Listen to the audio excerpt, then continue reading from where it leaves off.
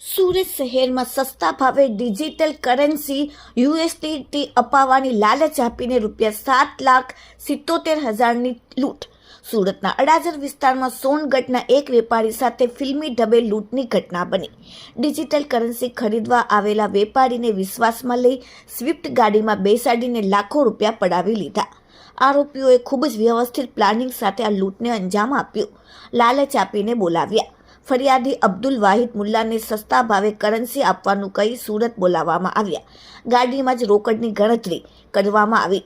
કાળા રંગની સ્વિફ્ટ ગાડીમાં ફરિયાદીને બેસાડી તેમની પાસે રહેલા ₹7,77,000 રોકડા ગણવામાં આવ્યા. ચા પીવાના બહાને છેતરપિંડી કરવામાં આવી. અડાજણ પાસે લેપટોપ આવે છે તેમ કહીને ફરિયાદીને ચા પીવા લઈ જવામાં આવ્યા અને ગાડી લોક કરી દેવામાં આવી. તે દરમિયાન અન્ય સાથીદારો પૈસા ભરેલી બેગ લઈને ફરાર થઈ ગયા. જ્યારે ફરિયાદીએ પોતાના પૈસા પાછા માંગ્યા ત્યારે આરોપીઓએ તેને મકાઈ પુલ અને નાનપુરા વિસ્તારમાં ગોધી રાખી જાનથી મારી નાખવાની ધમકી આપી.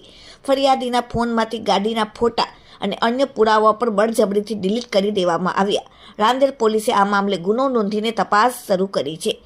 હાલમાં સમગ્ર વિસ્તારના સીસીટીવી ફૂટેજ તપાસવામાં આવી રહ્યા છે. સ્વિફ્ટ કારની શોધખોળ શરૂ કરવામાં આવી છે. છેતરપિંડીમાં સંડોવાયેલા શખ્સોને શોધવા માટે પોલીસે તપાસ શરૂ કરી. Bureau report, daily India TV, Surat.